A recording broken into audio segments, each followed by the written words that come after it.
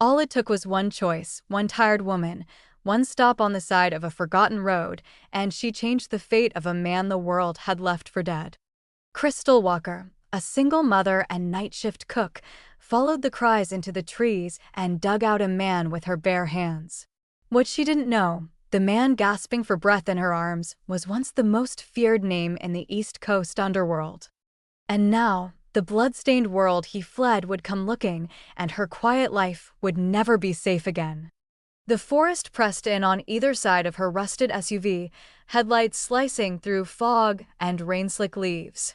Crystal's knuckles whitened on the wheel as she swerved around a fallen branch, the check engine light blinking like a dare. Behind her, the smell of burnt oil lingered from the lodge's greasy kitchen, clinging to her coat, her skin, her lungs. 18 hours straight on her feet, and she still had to get home, pay bills, prep Lila's lunches, and maybe sleep for 4 hours before doing it all again. Just 10 more miles, she muttered, voice hoarse. Then we breathe. That's when she heard it, the sound that didn't belong. Not wind. Not rain. But fists. Against wood. Buried deep and desperate. Before we continue, like this video and comment where you're watching from. Subscribe to the channel so you never miss another interesting story. The headlights of Crystal's truck cut a dim path through the mist as she pulled into her gravel driveway. The man beside her hadn't stirred since she dragged him out of the grave, his breathing shallow but steady. Mud streaked the dashboard and her trembling hands, a reminder of what she'd just done. She sat for a long moment in the cab, staring at her own reflection in the rearview mirror, eyes wild, jaw clenched, the look of someone who'd crossed an invisible line. "What the hell are you doing?" she whispered to herself before opening the door and stepping into the night air. She kept the truck's headlights on as she rounded the vehicle and pulled the passenger door open. The man's body was heavier than she expected, dead weight in every sense of the word. She hooked her arms beneath his shoulders, dragging him out inch by inch until his shoes hit the dirt. The porch light flickered weakly as if even it disapproved. Grunting, she half-dragged, half-carried him into the house, the soles of his dress shoes leaving faint streaks across the worn floorboards. The farmhouse was still. The clock over the mantel ticked loud enough to sound like footsteps. Crystal eased the man onto the couch in the guest room, her muscles burning from exertion. His head lolled to the side, and for the first time under proper light, she saw his face. Older, maybe 60, with deep-set lines that told of power more than age. A streak of silver hair was matted with blood, and, even unconscious, his jaw carried an authority that made her uneasy. She pulled the blanket from the back of the couch and covered him, shivering from more than the cold. Her hands were filthy, raw from digging, but she couldn't bring herself to wash them yet. Not until she knew he'd live. "You're safe here," she said softly, though the words felt foreign. He didn't answer, just breathed, slow and labored. Crystal stood there for another minute, torn between compassion and fear, then slipped quietly down the hall toward her daughter's room. Lila's door was half open, a strip of soft yellow light cutting across the floor. Crystal peeked in. Her 14-year-old was sprawled across the bed, headphones in, notebook open beside her. Math homework. Safe, unaware. Relief flooded through Crystal so sharply it hurt.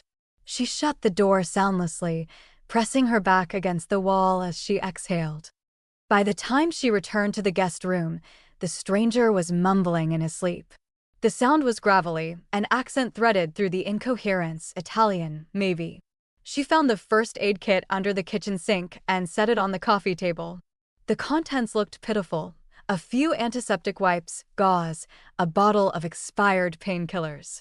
She pulled up a chair beside him and began cleaning the blood from his temple, her hands steady despite the tremor in her chest. When the cloth touched his wound, his eyes snapped open. Dark.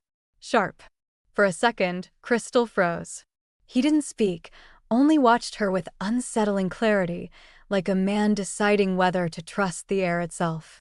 "You're all right," she said, keeping her voice even. "You were buried. I found you." He blinked once, slow, then closed his eyes again as if acknowledging the truth but unwilling to face it.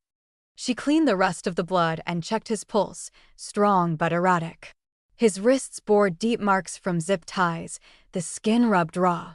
Whoever had done this hadn't intended for him to escape.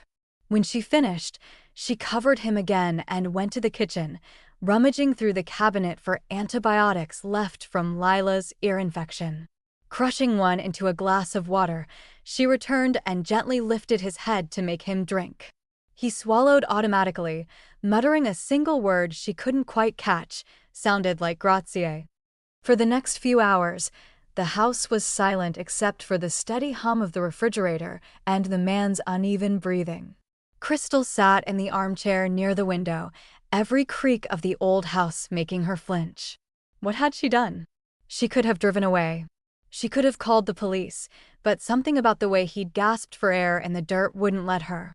She'd seen that kind of fear before, the kind that came from people who had no one left to call for help. Morning light crept across the floorboards when Lila's footsteps echoed down the hallway. Crystal shot up from the chair, heart pounding. Her daughter's eyes widened when she saw the stranger on the couch. "Mom, who's that?" Crystal's mind scrambled for a story that made sense. "A traveler," she said quickly. "Hit a deer on the road. He was hurt, so I brought him here until he wakes up." Lila frowned, skeptical. "Shouldn't you take him to the hospital?" "He said no hospitals," Crystal replied. "Probably doesn't have insurance." Lila studied the man for another moment, curiosity flickering across her features. "He doesn't look like a traveler. He looks like a movie star or someone who owns a bank."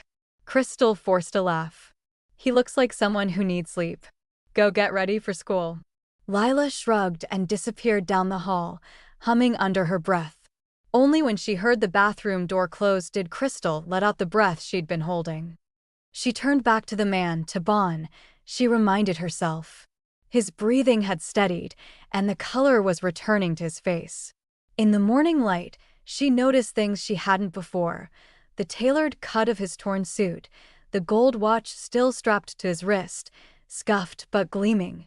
One of his cufflinks was missing, but the remaining one bore ornate initials. BF whoever he wasn't some drifter. He was someone used to command and someone who had enemies. When Lila left for school, Crystal stood at the window until the bus vanished down the road. Then she turned back to Bon. He was awake now, propped up slightly, his gaze following her as she entered the room. "Where am I?" His voice was hoarse but steady. "My house," she answered carefully. "You were hurt. I found you last night." He looked around, taking in the modest furniture, the faded curtains, the smell of coffee brewing from the kitchen. "You should not have," he murmured. Crystal frowned. "What's that supposed to mean?" He struggled to sit up, grimacing. "No hospital. No police. No one must know I'm here." His eyes locked onto hers, cold and certain. "Promise me." Crystal folded her arms. "You were buried alive and you're giving me orders?" The faintest hint of a smile ghosted across his lips. "Not orders. Advice. You don't want the kind of people who did this coming back to your door." The warning sent a chill through her. She didn't want to believe it, didn't want to think she'd dragged violence into her home, but his tone made it impossible to dismiss. "Fine," she said finally. "But you're not staying long." He inclined his head as though she'd just negotiated a treaty. "Understood." He reached for the glass of water on the table and took a careful sip, the movements precise despite the bandages. "Your name?" "Crystal," she said. "And yours?" A pause, then, "Bon." "Bon." Simple, almost harmless. It didn't fit him. She nodded, unwilling to press. He seemed to sense her hesitation. "You have a daughter," he said quietly, more statement than question. Crystal stiffened. "How do you?" I heard her voice. He leaned back, closing his eyes again. "You're a good mother. That much is obvious." The words were strange, almost kind, and she didn't know how to respond. Hours passed. She busied herself cleaning the kitchen, checking her phone, pretending life was normal. But every so often, her eyes drifted back to the hallway where Bon rested. She couldn't ignore the gnawing sense that she'd stepped into something far bigger than herself. His calmness, his precision, even the way he examined the room, none of it matched a man running from ordinary trouble. Her gut twisted with a mix of curiosity and dread. By late afternoon, Bon was stronger. He moved around the room slowly, testing his balance, his gaze drawn to the window like a man measuring distance to escape. "You shouldn't be up," Crystal said, crossing her arms. "You shouldn't have saved me," he countered, and for the first time she caught a flicker of something behind his eyes, regret or gratitude, she couldn't tell. "You're welcome," she said dryly. "Next time, I'll leave you in the dirt." That earned her a faint chuckle, low and weary.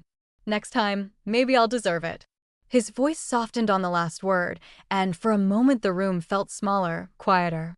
Crystal shook her head, unwilling to be drawn in. She handed him a plate of soup and some bread. "Eat, then rest. I'll figure out what to do with you in the morning." He didn't argue.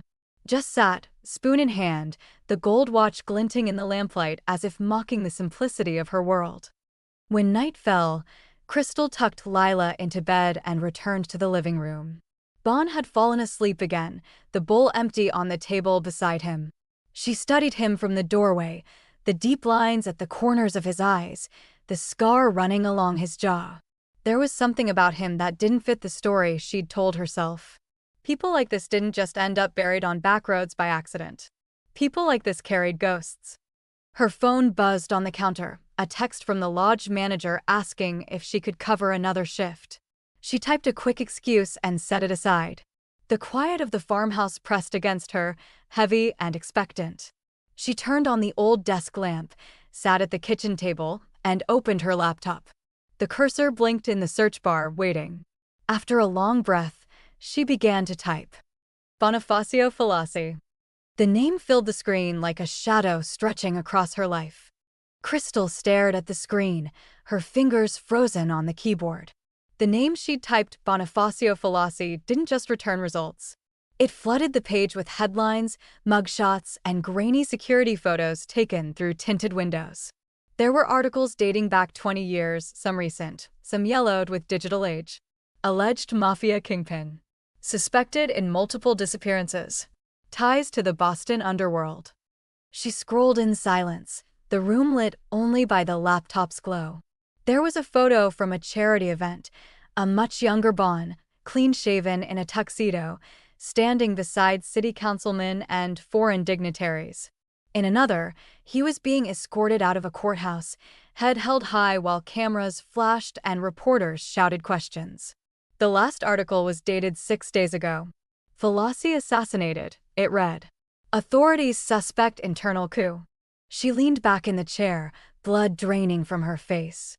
The man asleep in her guest room, the man she dug out of the earth with her bare hands, wasn't just running from something. He was running from everything. And she'd let him in, fed him, tended to his wounds, let her daughter breathe the same air as him. Jesus, she whispered, voice hoarse. What have I done? For a moment, she considered calling someone. Anyone. The police, the FBI, maybe the local station just to report a suspicious man. But the memory of his eyes stopped her, dark, unreadable, and tired in a way that said death had knocked and he'd looked it in the face. He hadn't asked for help. Hadn't begged. He'd just said, no hospitals. No police. And somehow, she'd known to listen.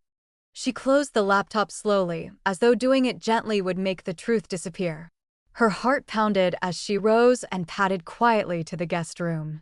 Bon was still asleep, turned slightly toward the window, one hand curled near his chest. His chest rose and fell evenly, but his brow was furrowed, his lips moving as if caught in a dream.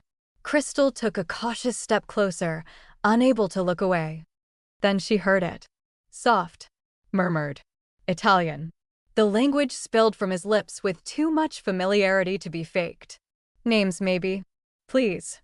Warnings. She didn't know the words, but she knew the weight behind them. Whatever he was dreaming, it wasn't peaceful. Her eyes dropped to his left hand. The cufflink. She hadn't noticed it before in the dim light, but now moonlight caught the silver just right. She leaned in, and the engraving became clear, Fallaci. Ornate. Deliberate. Not a monogram, an identity. Crystal stepped back, her breath catching. There was no more room for doubt. This man, Bonifacio Fallaci, was exactly who the headlines said he was. Which meant the men who'd put him in the ground wouldn't be far behind. And she'd just painted a target on her home. She didn't sleep that night. She couldn't. She sat at the kitchen table with her hands wrapped around a mug of cold coffee, her mind looping through headlines and hypotheticals. What if they came back? What if they followed him here? What if Lila got caught in the middle? She tried to picture Bon with a gun, issuing orders, orchestrating chaos from a room like the one he now slept in. But no matter how hard she tried, she couldn't make the image fit. By morning, her exhaustion was eclipsed by dread. Lila bounced into the kitchen, oblivious, asking if she could stay after school for math club. Crystal nodded, barely hearing her. "Mom?" Lila tilted her head. "Are you okay?" "Didn't sleep well," she said. "Just thinking about stuff." It wasn't a lie. Just not the kind of truth she could ever explain. Bon didn't come out of the guest room that morning. At first, she thought he might have slipped away, but when she peeked inside, he was sitting upright in bed, reading an old paperback Lila had left in there. When their eyes met, his gaze lingered too long, like he could tell something in her had shifted. "You read Italian?" she asked without thinking. "Among other things," he replied. His voice was dry but no longer weak. "You never told me your full name," she said, arms folded. He didn't respond right away. Just closed the book gently and set it beside him. "No," he said finally. "I didn't." He looked at her like a man waiting for a verdict. Like someone who didn't beg for forgiveness, but would still accept a sentence if it came. Crystal opened her mouth to say something, anything, but a knock at the front door snapped both of their heads toward the sound. Not a tap. A knock. Firm. Intentional. Her heart jumped. She walked slowly to the door, wiping her hands on her jeans even though they weren't dirty. Through the small pane of glass, she saw them. Two men in dark jackets, clipped badges visible, one tall with a military haircut, the other lean and smiling too easily. Crystal opened the door halfway, her body blocking the view inside. "Can I help you?" she asked, keeping her voice level. "Ma'am," the taller one said, flipping open his badge. "Agent Monroe, this is Agent Ellis. We're following up on a lead. Fugitive Mafia passed through this area a few nights back." Crystal blinked. "A fugitive?" "Name's Bonifacio Fallaci," the other said, his tone too casual for a federal agent. "Italian national. Last seen near this county. Dangerous man." She forced herself to look confused, brow furrowed. "I haven't seen anyone," she said. "Just me and my daughter out here." They glanced past her shoulder, eyes scanning the living room. Monroe tilted his head. "You didn't notice anything unusual the other night? Around midnight, maybe? Any vehicles parked off the road?" Crystal tightened her grip on the doorknob. "I work late at the lodge. I don't really look around much when I'm tired." Ellis smiled again. "Too many teeth. Mind if we come in? Just to be safe?" Crystal's stomach turned. "Do you have a warrant?" That paused them just a second too long. Monroe's smile faltered. "We're not accusing you of anything, ma'am. We're just trying to keep the community safe." Crystal kept her tone polite but firm. "Then you know I have every right to say no." They exchanged a look, brief, calculated, then Ellis pulled a card from his pocket and handed it to her. "If you do see anything suspicious, give us a call." She took the card without looking at it and shut the door as calmly as she could. Only once it latched did she let herself breathe. She turned slowly. Bon was standing at the base of the stairs, one hand braced against the rail. He must have heard everything. His expression was unreadable, but his voice was like steel when he spoke. "They're not cops." Crystal nodded, the card crumpled in her hand. "I know. If you found someone buried alive and later learned they were a powerful mafia figure, would you protect them or call the authorities? Drop your answer in the comments and don't forget to subscribe so you don't miss what happens when the wolves come knocking again. Bon was already at the table when Crystal entered the kitchen, arms crossed, hair damp from the shower she'd taken to try and scrub the fear off. He didn't look like a man recently buried alive, just tired and sharper than he had any right to be. A black coffee steamed in front of him, untouched, and she realized he must have made it himself. He didn't look up when she sat down. For a long time, neither of them spoke. "You said they weren't cops," she finally said, her voice low, rough with the edge of sleep lost. Bon nodded slowly. They weren't. He was still staring out the window, eyes scanning the tree line like he expected the forest to peel back and reveal a firing squad. "Who were they?" she asked. "Friends of the man who buried me," he answered. "Or the man who thinks he finished the job." Crystal's blood chilled, even though the sun was warm against the kitchen windows. "So, you're telling me they're not after you? They're after me." Bon finally looked at her. "They're after control. And anyone who threatens it." He took a slow sip of the coffee, grimacing. "They'll use whatever pressure point they can find. That includes you. Your daughter." She stood abruptly, the chair legs screeching against the wood floor. "You have to leave." Bon didn't flinch. "That won't stop them now." "You don't get to say that," she snapped. "This is my house. My child. I didn't ask for any of this." "No," he said evenly. "You didn't." He placed the cup down gently. "But you saved me. And whether you like it or not, that makes you part of this." "I didn't know who you were," she said, her voice cracking. "It doesn't matter." "They do." Crystal pressed her hands to the counter to stop them from shaking. Bon's words had the finality of a man who'd buried bodies and left the dirt untouched. "Then tell me everything," she said.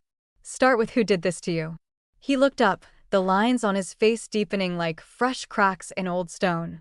"Matteo Carbone." The name meant nothing to her, but the way he said it told her everything. "My second in command. I raised him. Brought him in when he was nobody. He wanted more, and I wasn't giving it fast enough."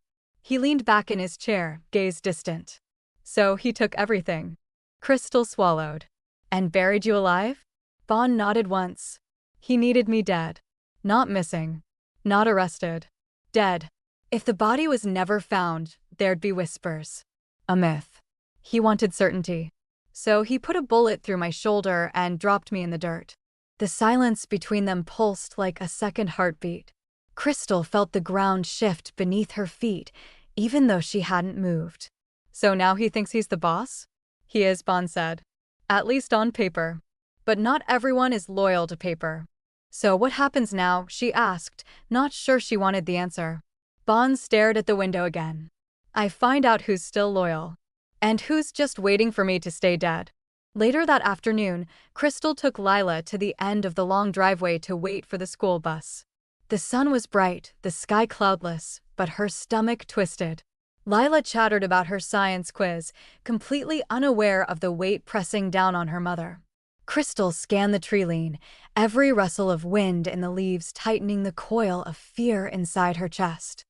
The bus appeared at the top of the hill, squealing to a stop, and Lila ran ahead to join the other kids. Crystal stayed by the mailbox, eyes darting to every car that passed. That's when she saw it, a black sedan parked just beyond the curve, engine idling, no plates. She didn't see the man at first, not until he stepped out and pretended to check something under the hood. Crystal's breath caught. Lila was halfway to the bus door when the man looked up and started walking toward her. Time slowed. Crystal ran. "Lila," she shouted, her voice like thunder through the trees. Her daughter turned, startled, just as Crystal grabbed her arm and yanked her back. "Hey." "What?" The man stopped in his tracks. Their eyes locked. He didn't run, didn't speak, just raised his hands slowly like someone caught in the wrong place at the wrong time. But Crystal saw the truth in his stance. He wasn't lost. He was waiting. Watching. Ready. "You forgot your lunch," Crystal said loudly, forcing calm into her voice as she shoved Lila's bag into her hands. "Bus is leaving." Lila hesitated, confused. "Go," Crystal said firmly. "Now." Once the bus doors closed and the vehicle pulled away, Crystal turned back toward the man. He was already walking back to the car. She didn't wait to see which direction he went. She ran. Back at the house, she burst through the front door, breath ragged. Bon was already standing in the hallway, armed with nothing but a heavy look. "What happened?" "They're not looking for you," she said, voice shaking. "They're looking for her." Bon's eyes narrowed. "They're using her to flush me out." Crystal nodded, pacing. He was waiting. Just standing there. Watching the bus stop. I warned you. You brought this to my door, she snapped, spinning to face him. I have one person in this world who matters, and now she's in danger because I couldn't drive past a noise in the woods. Bond didn't raise his voice. He didn't need to. And I didn't ask to be saved. But you did it anyway. Crystal's chest heaved. So what now? We just wait for them to take her. Bond walked past her into the back room and returned with a burner phone. We don't wait, he said. We prepare. And I find out how deep this betrayal goes. Crystal followed him to the kitchen, watching as he dialed a number from memory. He spoke in Italian, quiet, firm, and clipped. The conversation was brief, the message clear. When he hung up, she asked, "That someone you trust?" "We'll find out soon." That night, she couldn't sleep. She sat on the porch with the shotgun her father left her, the wood worn smooth beneath her hands. Every sound from the woods felt like a warning. Every branch cracked like a footstep. Bond stepped outside just before midnight, arms crossed, the night air cold enough to sting. He looked at the gun, then at her. "You've used one before." "My father taught me when I was 16, she said. "Only ever shot cans. And once a raccoon that got into the coop. This is different." "I know." They stood in silence, two shadows beneath the moon, listening for the wolves they knew were coming. Finally, Crystal looked over at him, her voice like gravel. "If they come here again, they won't leave." The wind had picked up just after 3, rattling the loose edges of the window panes and making the old farmhouse groan. Crystal sat on the edge of the couch, shotgun across her lap, eyes fixed on the front door. Bond stood a few feet away, calm, focused, the pistol in his hand already chambered. Neither had spoken in the last hour. They didn't need to. The night felt like a held breath, too quiet, too still, like the world was bracing for the violence it knew was coming. Bond moved to the kitchen without a sound and peeked through the curtains. His voice, when it came, was barely audible. 2 cars. No lights. Crystal's stomach turned to stone. "They're here." She moved quickly, crossing the floor in 3 long strides to the staircase. Lila was already up, frightened, dressed, her backpack clutched to her chest. Crystal knelt and looked her daughter in the eye. "Remember what we talked about. You go to the cellar. You stay quiet. No matter what happens, you don't come out until I tell you." Lila nodded, her eyes wide with unshed tears. "Mom, go. Now." As Lila disappeared down the hidden trapdoor in the pantry, Crystal shoved the wooden shelf closed and bolted the latch. Bond had moved to the hallway, peering through the crack in the curtain. 4 of them, he murmured. 2 coming from the east, 2 flanking the barn. He turned to her, expression like carved granite. "We hit them hard and fast, or they'll burn this place to the ground." The first window shattered before he finished speaking. A brick, crashed through the glass, spraying shards across the living room floor. Bond fired before the second one hit, his shot ripping through the porch window. A grunt followed, a body collapsing into the dirt. Crystal ducked behind the couch, bracing the shotgun tight against her shoulder. The air smelled like sweat, smoke, and panic. 2 men burst through the side door a heartbeat later, boots crunching glass and wood splinters. Crystal stood and fired, the blast of the shotgun deafening in the enclosed space. One of the intruders screamed, staggering backward into the wall. The second dove for cover behind the table, firing wildly. Bond dropped him with a clean shot to the chest. The house roared with gunfire. Bullets tore through the drywall, punched holes in the ceiling, sent furniture flying.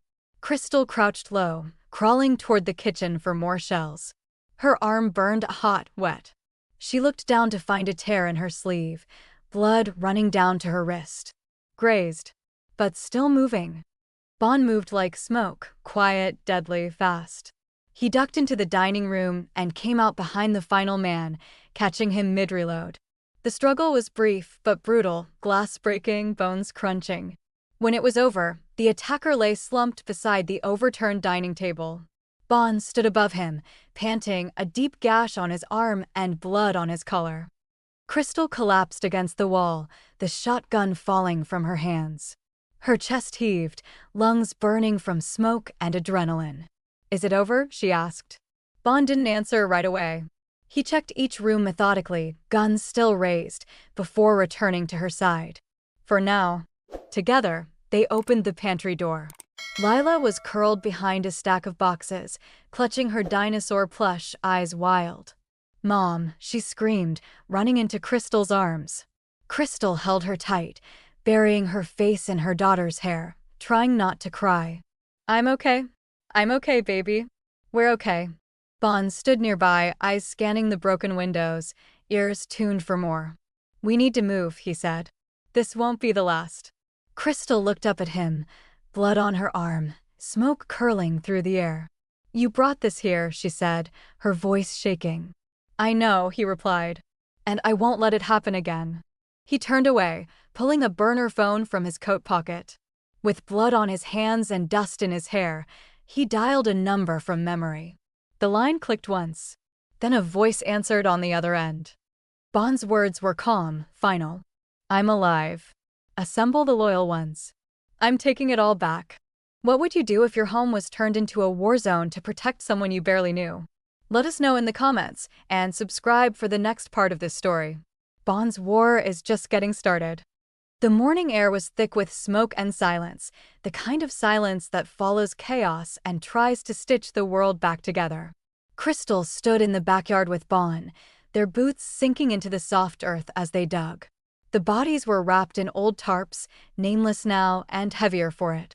Lila watched from the porch, pale and silent, wrapped in a blanket and holding the battered dinosaur plush that had survived everything with her. Each shovelful of dirt sounded final, like a secret being sealed shut. They didn't speak until the last mound was packed tight and the blood-stained tarps were covered beneath a layer of earth. Bon wiped his brow with the back of his hand, blood long dried on his sleeve, and stared at the horizon like it owed him an answer.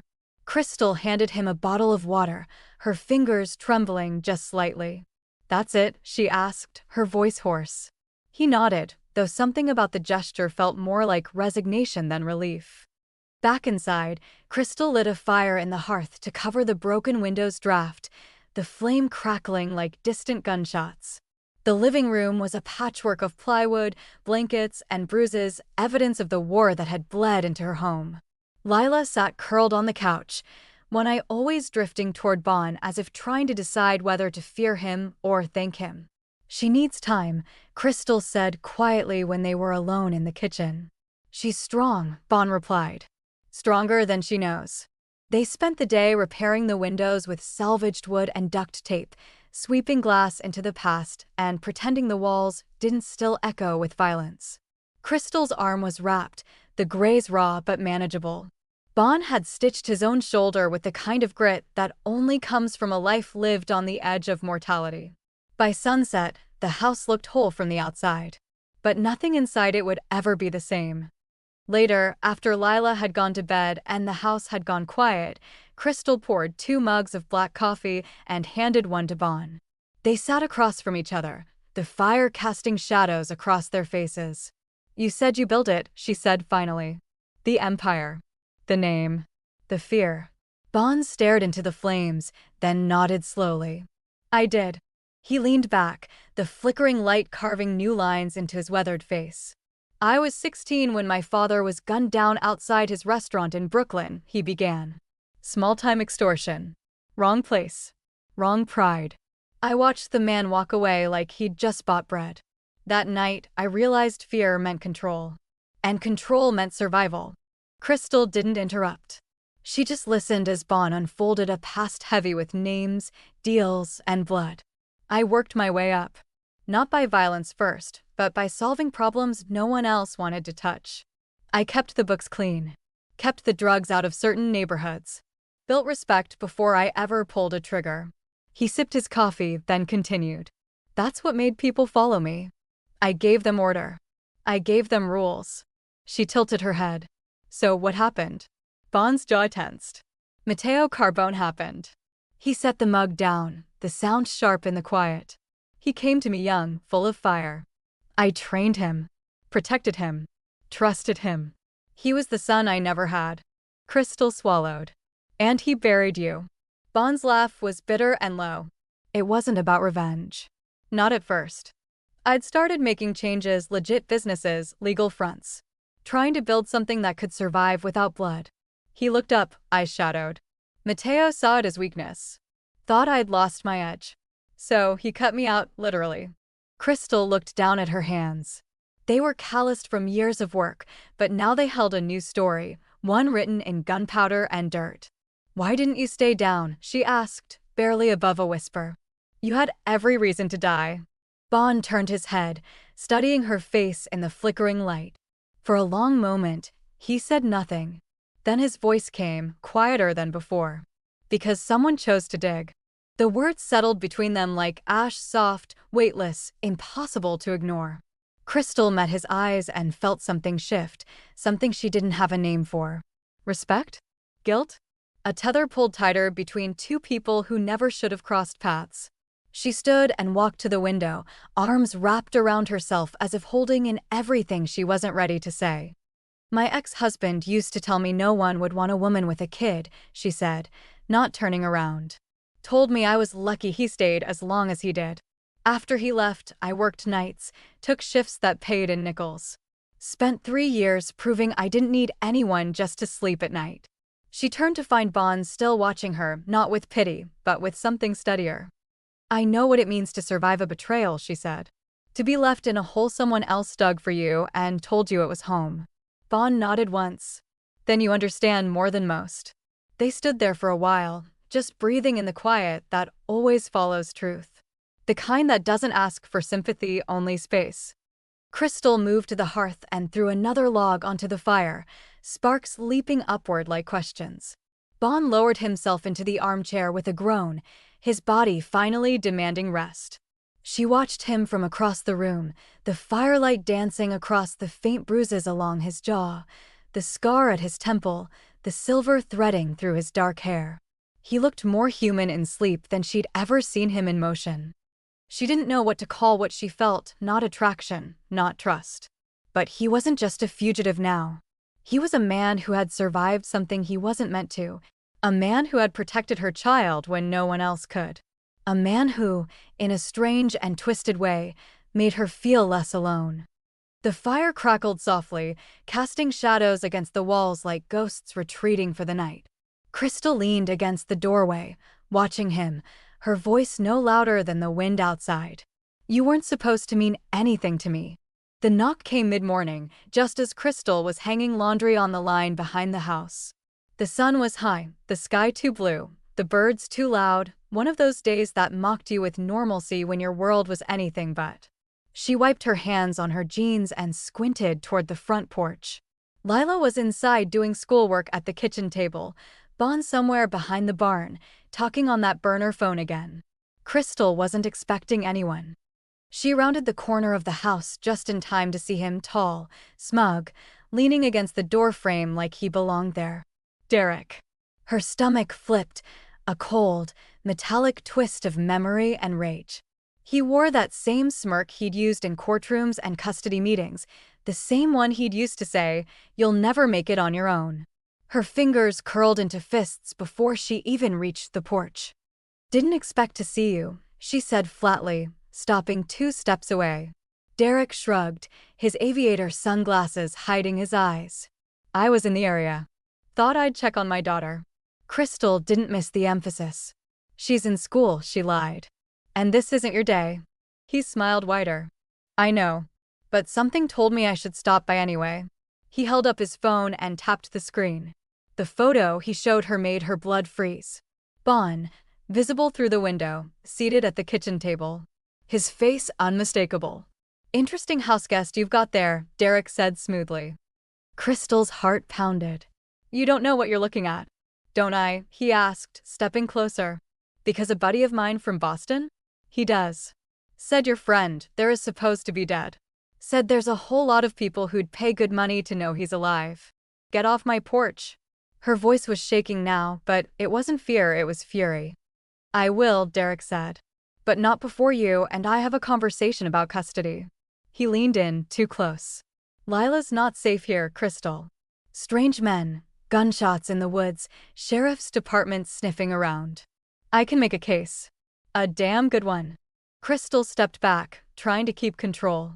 You're bluffing. Am I? He said, holding up the phone again. You know how easy it'd be to send this to child services?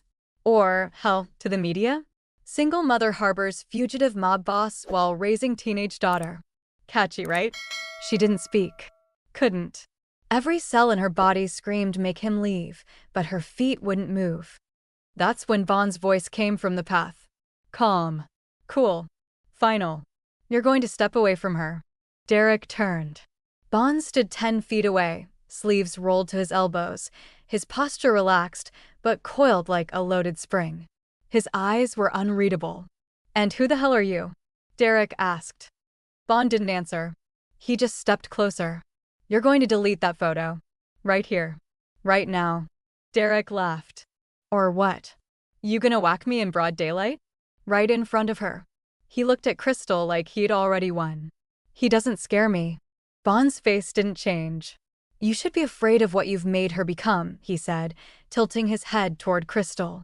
Because I promise you, if anything happens to that girl inside this house, you won't have to worry about what I'll do. You'll be too dead to feel it. For a long beat, Derek said nothing. Then he backed away, smirking again. This isn't over, he said. You'll both regret this. Bond stepped between them as Derek turned and stalked back to his car, the engine roaring as he peeled down the gravel drive. Crystal exhaled like she'd been holding her breath for hours. He took the picture, she whispered. He knows. Bond nodded. Then it's time he learns what that costs. That night, the house was quiet, but the air buzzed with tension. Bond stood in the kitchen near the open window, phone to his ear, speaking softly in Italian. Crystal sat at the table, watching Lila doodle in the margins of her homework. She kept replaying Derek's words, his threat, the look on his face like he held all the cards. But he didn't know Bond. And Derek had just put himself on the wrong side of a line. Bond hung up and turned to her. He'll be dealt with. Crystal looked up. What does that mean? It means you won't have to see him again. She shook her head. I don't want blood. I just want him gone. Bond nodded. So do I. Later that night, Derek was pulled from his truck on a quiet back road 20 miles out of town. Two men, faces masked, forced him into the back of a black SUV without a word. His phone was thrown into the woods. His hands zip-tied. He screamed. No one came. They drove for over an hour before the car stopped outside an old barn that smelled of hay and gasoline. Derek was dragged inside and dumped into a folding chair. The lights snapped on bare bulbs overhead, casting sharp shadows. Then Bond stepped into view. No mask. No weapon. Just a look. Want to explain this? Derek snapped. You think I'm afraid of you? Bond didn't answer right away. He pulled out a chair and sat across from him, folding his hands. You took a picture of me. You threatened the mother of my rescuer. You threatened a child. Derek sneered. You're not her family. You're not anything. Bond leaned forward. But I am something you should fear. Derek tried to stand, but one of the men behind him shoved him back into the chair. You have a choice, Bond said calmly. Sign over full custody to Crystal. Leave town. Never return. Or what? Bond's voice dropped. Or your bones are all they'll find in this barn. Derek stared at him, finally seeing the weight behind the man's name. You're bluffing. Bond smiled, a slow, cold, knowing smile. No, I'm not. They handed Derek the papers, already drawn up. He hesitated, then grabbed the pen and signed with a shaky hand. When it was done, Bond rose and walked to the door. No one threatens her daughter again, he said without turning. Not even her father. The city had changed, but its scent hadn't: gasoline, ash, and ambition. Bond rolled down the window of the black SUV as they entered the outskirts, his eyes scanning the skyline with the gaze of a man reacquainting himself with a kingdom he once ruled. Every building held a memory. Every streetlight marked a debt. He had buried the name Fallaci once, but the city hadn't. Beside him, Tony drove in silence, knuckles tight around the wheel. He hadn't asked why Bond had come back. Loyalty didn't require explanation. It only required presence. And now, with Mateo sitting on a stolen throne and whispers flooding the alleys, Presence was everything.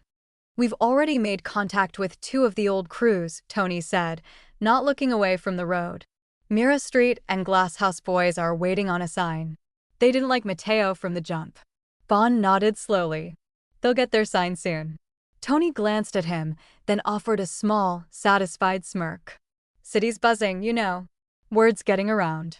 No one's sure if it's true yet, but they're hoping it is." Bon didn't answer. He just looked out at the city, remembering the taste of its betrayal and the weight of its crown. Mateo had always been smart, but power had made him greedy, and greed made him sloppy. Bon wouldn't need to fight every man. Just enough to remind them why the name Fallaci had once been spoken like a prayer or a curse. Meanwhile, back at the farmhouse, Crystal held her breath every time her phone buzzed. Since Bon had left 2 nights ago, she'd gotten 4 updates. Each message was short, strategic, and utterly calm. East Side crew flipped. "Mateo's paranoia is showing. Quiet pressure is working." And then, finally, the 5th message, "It's time." She stared at the screen, her thumb hovering over the reply. What could she say? Be careful? Be ruthless? Come back? Nothing seemed enough. So she didn't write anything at all. Back in the city, Bon entered the old safe house on Fulton Avenue, the same one he'd once used to train new recruits. The place hadn't changed.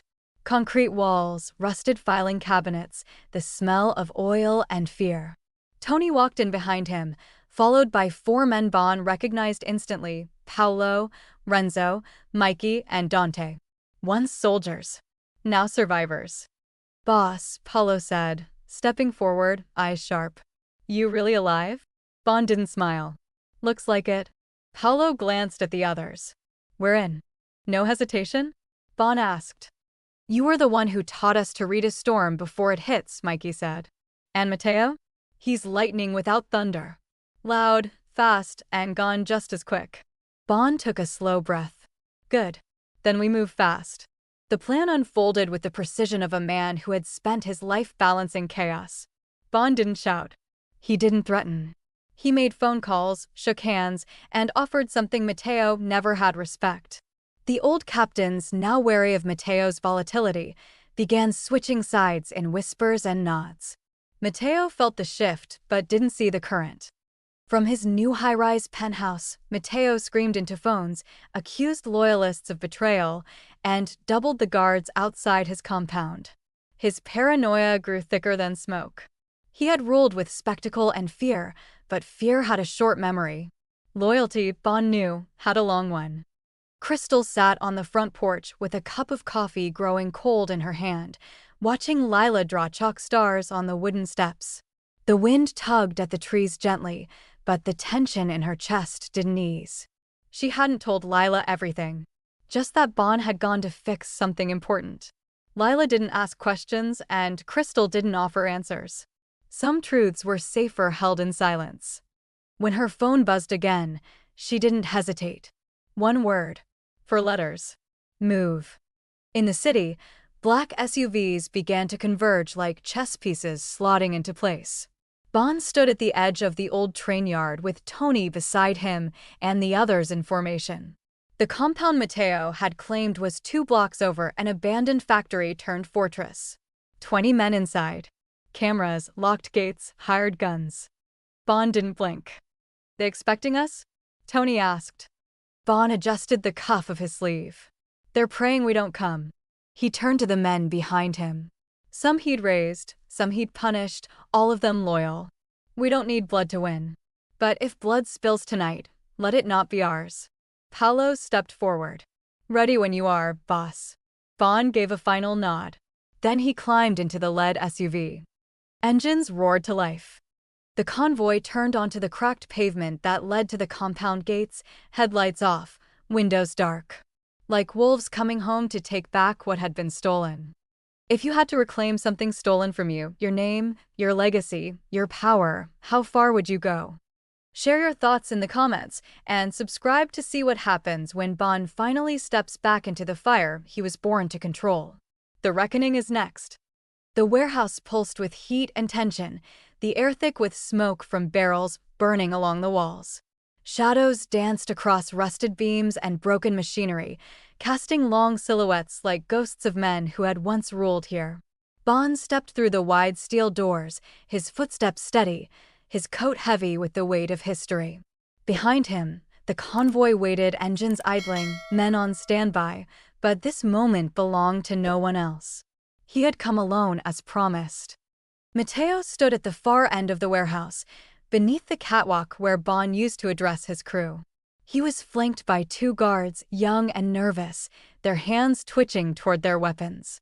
The moment Mateo saw Bond, he smiled, a twisted, bitter grin laced with disbelief. "So it's true," he said, spreading his arms like a preacher welcoming a ghost. "The king returns from the grave." Bond didn't stop walking until he stood 20 feet away, the firelight casting a glow over his blood-stained shirt. "I never died," he said. "You just buried your conscience." Mateo laughed, sharp and humorless. "You're slower, older, softer than you used to be." His voice echoed against the steel. "You let weakness in, Bond. Let sympathy rot you from the inside." "Sympathy," Bond said, the word cold and sharp, "is what kept this family human. You killed that the moment you chose power over purpose." His voice was low but firm, his tone not asking for understanding, but stating facts. "We built something out of chaos, and you turned it back into blood." Mateo's smile faltered for the first time. "I did what needed to be done. You were getting ready to fold, to go legit, remember." He spat the words like poison. "This life isn't built for clean hands. You taught me that." Bond shook his head slowly. "I taught you to survive. You taught yourself how to destroy." The two guards beside Mateo shifted, eyes flicking between the men. The fire cracked again, sending sparks drifting upward. "You don't get to judge me," Mateo snapped. "Not after you abandoned everything. You were done, Bond. You were finished." Bond's eyes narrowed. "I was ready to rebuild. You mistook that for surrender." The silence that followed was razor-sharp. Mateo took a step forward. "And now what?" he asked. "You want the crown back? The seat? The blood? You want to put the fear back into the city?" Bond's gaze never wavered. "No," he said. "I want to end it." That was when the first shot rang out. One of Mateo's guards, jumpy and too green for this moment, raised his gun at Bond's chest. Bond dropped behind a stack of crates as the bullet ricocheted off steel. Firelight exploded in motion, screams, shots, boots pounding concrete. Mateo ducked behind the central pillar, yelling orders, but his voice cracked with panic. Bond moved like water, silent, fast, precise. He circled wide through the shadowed machinery, picking off the first guard with a clean shot to the leg. The second, in a panic, ran for the exit and was dropped by Tony's men waiting outside. That left just Mateo, crouched behind rusted scaffolding, breathing heavy, gun shaking in his hand. Bond stepped into the open, chest rising and falling. "You always did like theatrics," he said. "But this was never your stage." Mateo rose slowly, aiming the gun at Bond. "You should have stayed buried." Bond's expression was stone. "You should have remembered who dug the foundation." They fired at the same time. Bond's shot struck Mateo high in the shoulder, spinning him against the pillar. Mateo's shot grazed Bond's ribs, drawing blood but not slowing him. Bond advanced, each step deliberate. Mateo tried to fire again, but the gun clicked empty. "Do it," Mateo hissed, crumpling to the ground, hand pressed against the wound. "Kill me. That's what you came for." Bond stood over him, gun lowered, face unreadable. "You killed my brothers. You sold their names for fear." He took another step closer. "But worse, you forgot why we built this. You made it hollow." Mateo's mouth twisted into a snarl. "You're no better." Bond fired once. The echo thundered through the warehouse, bouncing off walls like a closing book. Mateo's body slumped, blood pooling beneath him, the firelight flickering against the metal around him. Bond stood there for a long moment, the silence swallowing everything. Then he turned, holstered the gun, and walked toward the open warehouse doors. His coat flared behind him, wind from the street rushing in like breath returning to a dead city. Outside, Tony stood waiting, the others behind him. None of them spoke.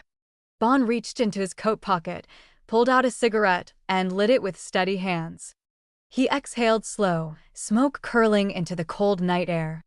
Now I can leave. The gravel crunched beneath the tires as the black SUV pulled into the familiar curve of the farmhouse driveway.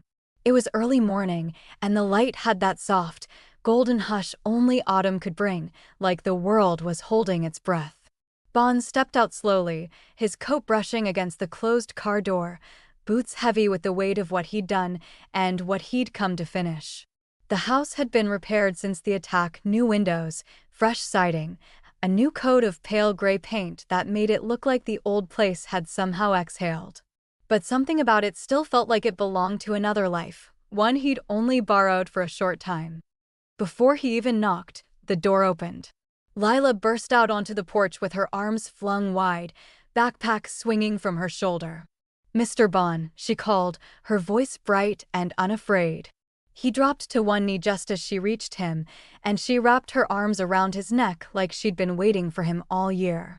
"You came back," she whispered. He patted her back gently, smiling in a way he rarely did, with warmth. Crystal stood in the doorway, watching, arms crossed. She didn't smile, not at first, but her eyes said something her mouth wouldn't. Bond rose, letting Lila dart back inside to grab something she wanted to show him, a new drawing, most likely. He met Crystal's gaze and nodded once. "You've kept her safe," he said. "That was always the plan." They stepped inside together. The scent of cinnamon and coffee clung to the air. It felt lived in again, not like a war zone patched with plywood and prayers. Bond noticed the photo on the mantel, Crystal and Lila, taken just days ago. He didn't belong in the frame, and he knew it. That, too, had always been the plan. "I heard what happened," Crystal said quietly, handing him a mug without asking if he wanted one. "Mateo." Bond nodded. "It's done." There was no pride in his voice. No triumph. Just the dull certainty of a necessary conclusion. They sat in the living room while Lila played music in her room upstairs, too loud and too bright for the tension hanging in the air.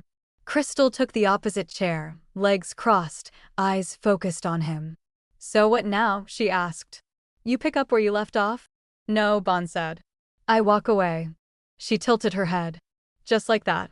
He reached into his coat and pulled out an envelope, thick, unmarked, heavy. "This should cover your mortgage." And then some. Crystal didn't move to take it.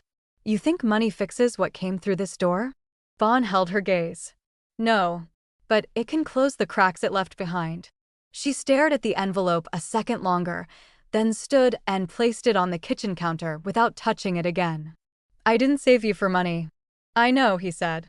"That's why I trust you with it." He pulled a card from his inner pocket and set it on the table between them. "A number. No name. Just a single lifeline. You ever need anything at all, you call that. Doesn't matter when. Doesn't matter why." Crystal reached for it slowly, her fingers brushing the edge before slipping it into her back pocket. She didn't thank him.